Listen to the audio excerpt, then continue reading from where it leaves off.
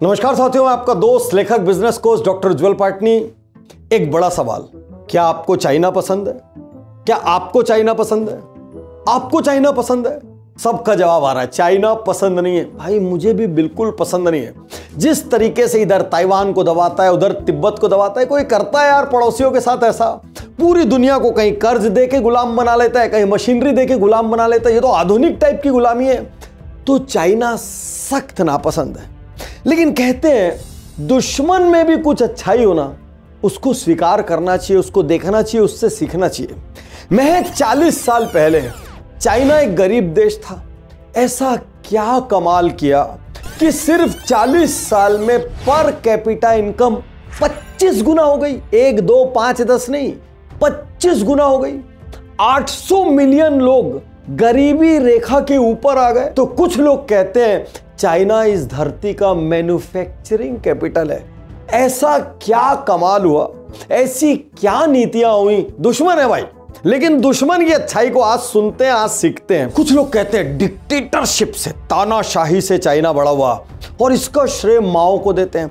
कुछ लोग कहते हैं नहीं, कूटनीति से, दमन नीति से, ब्लैकमेल से चाइना बड़ा हुआ और उसका श्रेय वो जी जिनपिंग को देते हैं। लेकिन रुक जाओ, ये दोनों का रोल जरूर होगा, लेकिन चाइना जैसे गर्म देश को बड़ा बनाने में जिसका सबसे बड़ा रोल था वो बहुत ही कूल आदमी था। मैं बात कर रहा हूं डेंग जियाओपिंग की, और उनका एक बड़ा फेमस कोट है, कीप अ कूल हेड। देखो चाइनीज बोल रहा है ना ये quote, keep a cool head, maintain a low profile, never take the lead and aim for something big. कैसे उन्होंने लो प्रोफाइल रखते हुए चाइना को सुपर पावर बना दिया। तो चलिए तैयार हो जाइए शौक होने के लिए। और ये उज्जवल पाटनी शो आप उज्जवल पाटनी यूट्यूब चैनल पर देख रहे हैं, और यदि किसी के माध्यम से आप तक पहुंचा है तो तुरंत उज्जवल पाटनी यूट्यूब चैनल को सब्सक्राइब करना, क्योंकि 1, 2, 3, 4 नहीं, यदि चाइना जैसी ग्रोथ लाना है तो 500 से ज्यादा शो लीडरशिप पर, प्रोडक्टिविटी पर, लाइफ पर, करियर पर, पेरेंटिंग पर, रिलेशनशिप पर, सारी जिंदगी में कौन सा हिस्सा इंप्रूव करना है बोलो ना, हर चीज पर एक उज्जवल पाटनी शो अवेलेबल है। माओ ने ग्रेट लीप फॉरवर्ड कैंपेन चलाई और इस कैंपेन में प्राइवेट फार्मिंग को बंद कर दिया। सारे किसानों की जमीन सरकार ने ले ली और किसान अपनी जमीन के मजदूर बन गए, और किसान को खाली खेती करना है और पूरा प्रॉफिट जो है वो गवर्नमेंट रखेगी। अब भाई इससे क्या हुआ? पूरा मोटिवेशन चला गया। अब मालूम है कितनी मेहनत कर लो, जान भी झोंक दो, पूरा अनाज सरकार ने ले जाना है, पूरा प्रॉफिट सरकार ने ले जाना है। लोगों का मोटिवेशन खत्म, वहां का प्रॉफिट खत्म, वहां की प्रोडक्टिविटी खत्म। अब उससे क्या हुआ? चाइना को बहुत दिक्कत आने लग गई। अब प्रैग्मेटिक विजनरी डेंग आए। उन्होंने देखा भाई 58 से 61 महज 4 साल में अनाज का प्रोडक्शन, ग्रेन का प्रोडक्शन 15% नीचे चला गया। उन्होंने कारणों को जब गहराई से समझा तो उन्होंने तुरंत पुराना सिस्टम बदलते हुए हाउस होल्ड रिस्पॉन्सिबिलिटी सिस्टम को इंट्रोड्यूस किया। देखिए इस सिस्टम की ब्यूटी आप देखिए, यहां पर जमीन की ओनरशिप सरकार के पास रही, लेकिन किसानों को कुछ पावर दे दिया गया। अब किसान और उनके परिवार ये तय कर सकते थे उनको कौन सी फसल उगाना है, कितनी मेहनत करना है, कितनी मात्रा में उगाना है, उसमें क्या क्या प्रयोग करना है, ये सब पावर किसान के पास चले गए। और मजे की बात, सरकार ने हर जमीन से कोटा फिक्स कर दिया। भाई आप इतना अनाज हमको दे दो, इसके ऊपर जो पैदा होता है ये आप रख लो। अब किसान अपनी जान झोंकने लगे, क्योंकि उनको पता था ये एक्सेस सब मेरा है, और हर कोई कोटा को सरपास करने लग गया।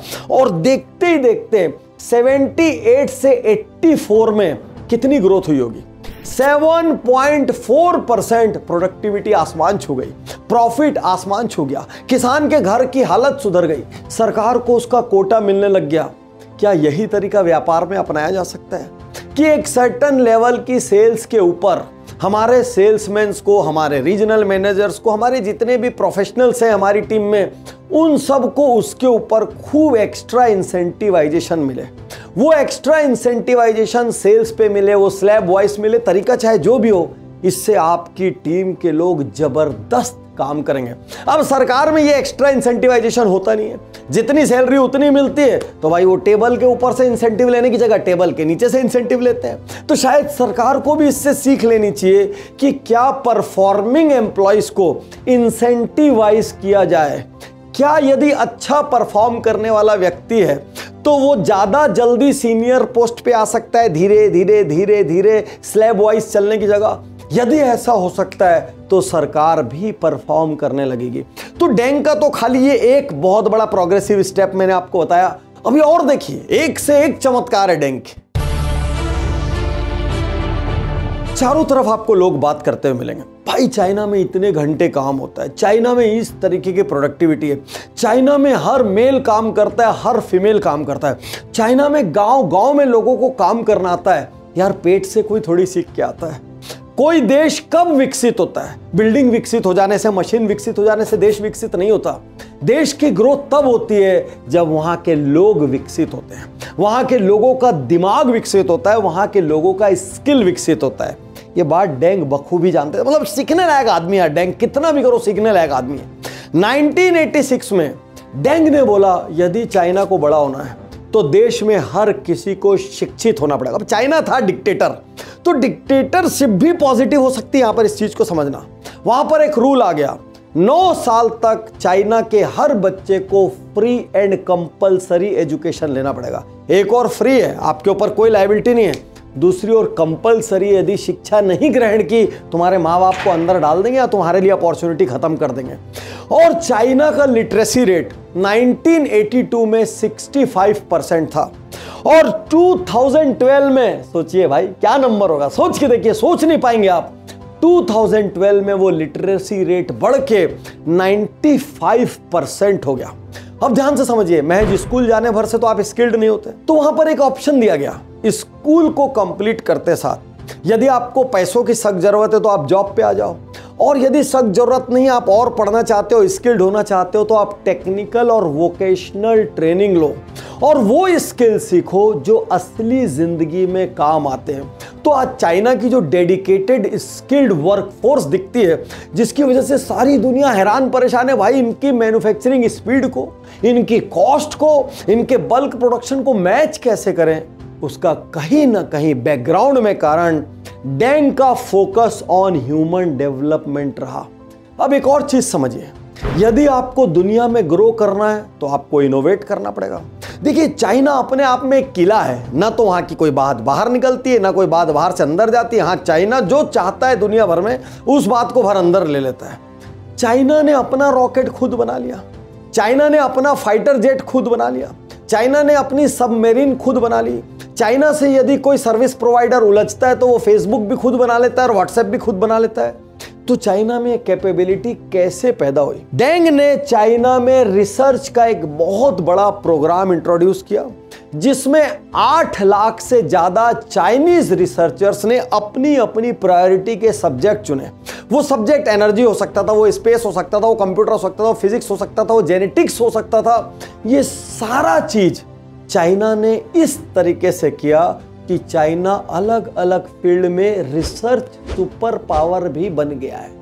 तो 10 साल, 20 साल, 30 साल की प्लानिंग जब एक देश में मिरेकल कर सकती है, तो 1 साल, 2 साल और 5 साल की प्लानिंग आपके ऑर्गेनाइजेशन में भी मिरेकल कर सकती है। और इसीलिए जब लोग बिजनेस गुरुकुल में आते हैं और 12 महीने हर महीने सिर्फ 1 दिन हमको देते हैं, उनको लगता है उनका व्यापार 10 साल आगे निकल गया। ठीक इसी तरीके से जब लोग वीआईपी में आते हैं तो ऐसा लगता है मैं एक एक दिन में कई कई दिन जीने लग गया, मेरी आदतें बदल गई। इसीलिए मैं हर किसी से कहता हूं, हर परिवार के हर सदस्य को एक बार जिंदगी में वीआईपी जरूर करना चाहिए। यह आपका अपने परिवार को सबसे बड़ा गिफ्ट होगा। और यदि आप व्यापार में और आपके कोई सपने हैं तो आपको बिजनेस गुरुकुल में आकर 1 साल महज 12 दिन मुझे देना चाहिए, ताकि आपका व्यापार 12 साल आगे निकल सके। और अभी यहां पर डेंग की कहानी खत्म नहीं हुई है, ये तो हिला देने वाला व्यक्ति था और हिला देने वाली कहानी है। चाइना को हम सब सामने देख रहे हैं, चलिए और देखते हैं उन्होंने क्या क्या मिरेकल किए। किसी भी देश के लिए सबसे दुर्भाग्यशाली स्थिति क्या होती? जब गांव और शहर के बीच बहुत बड़ा डिवाइड हो जाए, गांव गरीब और गरीब होता चला जाए, पीछे छूटता चला जाए, शहर और अमीर होता चला जाए। ऐसे में धीरे धीरे गांव शहर की ओर पलायन करेगा, शहर और बर्बाद होंगे। ये बात डेंग को बखूबी समझ आ चुकी थी। डेंग ने एक रिवॉल्यूशनरी कॉन्सेप्ट लाया, TVE, township and village enterprises. Deng ने तय किया गांव का लिविंग स्टैंडर्ड जबरदस्त बढ़ा दो, गांव में जबरदस्त ग्रोथ की अपॉर्चुनिटीज दे दो, गांव में खुद इतना बड़ा सेटअप दे दो कि गांव वाले लोग शहर आने की सोचे भी ना। और धीरे धीरे उन्होंने अलग अलग जोन्स को चुना और हर जोन में अलग अलग डेवलपमेंट किया, अलग अलग जगह SEZ बनाए। चाइना का हाल कभी आप विजिट करके देखना। यदि आपको फर्नीचर लेना है तो पूरा का पूरा एक रीजन ऐसा है जो फर्नीचर का हब है। 1 2 3 4 नहीं, 4 4 5 5 हजार फैक्ट्रीज लाइन से एक एरिया में डेंस है और पूरी दुनिया के लोगों को फर्नीचर लेना है तो वहां उतर जाएंगे। ठीक इसी तरीके से टॉयज है, ठीक इसी तरीके से टेक्सटाइल्स है, ठीक इसी तरीके से मशीनरी है। अरे आप कभी शेंजन जाकर देखो। शेंजन आज दुनिया का सिलिकॉन वैली है, सॉफ्टवेयर में नहीं, हार्डवेयर में। दुनिया जहान की फैक्ट्रीज उतने से शेंजन में है। छोटी सी पिद्दी सी फिशिंग विलेज थी शेंजन और $196 मिलियन मात्र उस एरिया की GDP थी। आज शेंजन अकेले की GDP $400 बिलियन है और दुनिया का इलेक्ट्रॉनिक्स हब है शेंजन। और आज टीवी की वजह से क्या हुआ, गांव और शहर का डिवाइड कम हो गया। गांव वाले की खुद की अर्निंग इतनी ज्यादा है वो शहर की तरफ नहीं जाना चाहता। एक एक गांव एक एक जोन में बदल गया, इसलिए पूरी दुनिया के बायर्स को उस जोन में पहुंचना पड़ता है तो वो गांव अपने आप ग्लोबल मैप पर है। और 1990 तक ये हाल हो चुका था कि टीवी में लगभग 100 मिलियन लोग काम करते थे। यानी 100 मिलियन लोगों को आपने गांव से शहर की ओर आने से रोक दिया और गांव को विकसित कर दिया। इसीलिए लोग कहते थे माओ ने हमको लिबरेशन दिया, डेंग ने हमको फूड दिया। जब कोई प्रोग्रेसिव और विजनरी नेता निर्णय लेता है ना भाई, सब कुछ बदल जाता है। डेंग के आने के पहले माओ का राज था और माओ ने मानो इंडस्ट्रीज को फांसी लगा के टांग दिया था। कारण क्या था, माओ ने सारी इंडस्ट्रीज के ऊपर गवर्नमेंट का तमगा लगा दिया। अब गवर्नमेंट का आदमी डिक्टेट करता था इंडस्ट्रीज क्या प्रोड्यूस करेंगी, कैसे प्रोड्यूस करेंगे, कितना प्रोड्यूस करेंगे। इतना ज्यादा इंटरफेरेंस, इंडस्ट्रीज की बैंड बज गई, किसी के पास कोई मोटिवेशन ही नहीं बचा काम करने का। अब डेंग आए, उन्होंने चारों तरफ माओ की टाइट ग्रिप को देखा, हैवी सेंट्रलाइजेशन को देखा, उसके चैलेंजेस को समझा। वो प्रोग्रेसिव थे, उन्होंने तुरंत निर्णय लिया इसको डिसेंट्रलाइज किया जाए। अब वर्कर्स को पावर दिया गया, उनको फैक्ट्री कैसे चलानी है, कब चलानी है, कितनी चलानी है, क्या प्रोड्यूस करना है, कैसे इंसेंटिव्स को प्लान करना है। ऊपर से डिक्टेट करने का सारा मॉडल हटा दिया और पावर वर्कर्स को दे दिया। अब वर्कर जब काम पे जाता था ना, उसको लगता था मेरी कंपनी है। यदि ग्रोथ हो रही थी उसको लगता था मेरा इसमें शेयर है। और अब वर्कर्स के माइंडसेट में क्रांतिकारी परिवर्तन आया। हर किसी में सेंस ऑफ ओनरशिप आई, हर किसी में सेंस ऑफ अकाउंटेबिलिटी आई और सबसे बड़ी बात, वो एक दूसरे से कंपीट करने लग गए। कैसे भी करके हमको हमारी फैक्ट्री को सक्सेसफुल बनाना है। और जब एक दूसरे से लोग कंपीट करने लग जाते हैं तो अपने आप वहां पर ग्रोथ आ जाती है। अब यहां पर चमत्कार हुआ, चाइना अचानक ही इंडस्ट्रियल रिवॉल्यूशन, इंडस्ट्रियल ट्रांसफॉर्मेशन की ओर चल पड़ा। और डेंग एक अमेजिंग बात कहते हैं, वो कहते हैं पॉवर्टी इज नॉट सोशलिज्म। यानी लोग बोलते हैं सब कमाओ, पूरा गरीबों में बांट दो, सबको एक बराबर कर दो। उनका विचार इससे अलग था। वो कहते हैं poverty is not socialism, to be rich is glorious. और इस लाइन ने पूरे चाइना में तहलका मचा दिया। सब सोच में पड़ गए रिच बनना यार, बिकॉज रिच इज ग्लोरियस। और एक व्यक्ति रिच बनेगा तब देश रिच बनेगा। डेंग की फिलॉसफी लोगों को समझ आई और इसीलिए जब डेंग की डेथ हुई ना तो न्यूयॉर्क टाइम्स क्या लिखता है, Deng Xiaoping a political wizard who put China on the capitalist road। मतलब कम्यून चाइना को, पॉलिटिकल चाइना को, सोशलिस्ट चाइना को कैपिटलिस्ट बनाने का श्रेय यदि किसी को जाता है तो डेंग को जाता है। एक लीडर मिरेकल कर सकता है, एक ऑर्गेनाइजेशन का हेड अपने ऑर्गेनाइजेशन में मिरेकल कर सकता है, एक बिजनेस का हेड अपने बिजनेस में मिरेकल कर सकता है। याद रखिए, आपके यहां मिरेकल करने कोई बाहर वाला व्यक्ति नहीं आएगा। आपको नए बड़े और कड़े फैसले खुद लेना पड़ेगा। और फैसलों का असर हो सकता है 1 दिन, 2 दिन, 5 दिन, 10 दिन, 15 दिन, 1 महीना, 2 महीना, 6 महीने में नहीं आए। कभी कभी फैसलों का असर आने में कुछ वक्त लग सकता है, लेकिन वक्त जरूर लगेगा। बाद में वो ऐसा पेड़ बनेगा जो सालों साल फल देता रहेगा।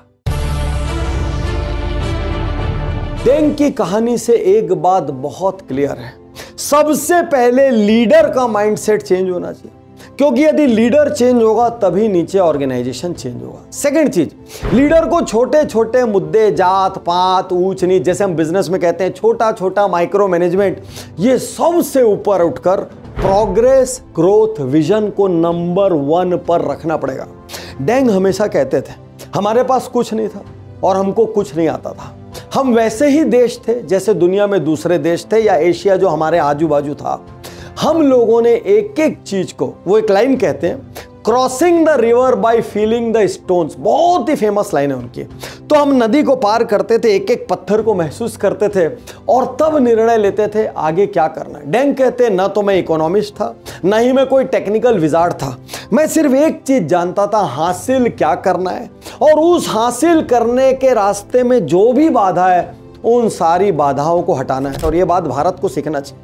इस बात से कोई फर्क नहीं पड़ना चाहिए कि किसकी क्या जात पात है, कौन किस रीजन में, कौन किस ज्योग्राफी में, कौन कौन सी भाषा बोलता है, कौन कौन सी पार्टी का है। तो डेंग यहाँ पे एक बड़ा ब्यूटीफुल कोट कहते हैं, it doesn't matter if a cat is black or white as long as it catches mice. भैया जब तक वो चूहे को पकड़ रहा है, अब बिल्ली सफेद हो चाहे काली हो, क्या फर्क पड़ता है, जब तक देश का बड़ा लक्ष्य हासिल हो रहा है, वो हिंदू मुस्लिम सिख ईसाई ऊंच नीच, भारतीय जनता पार्टी कांग्रेस कौन सा है, देश को आगे ले जा रहा है ना, मतलब वो अपना है। आज की केस स्टडी अद्भुत थी, असाधारण थी।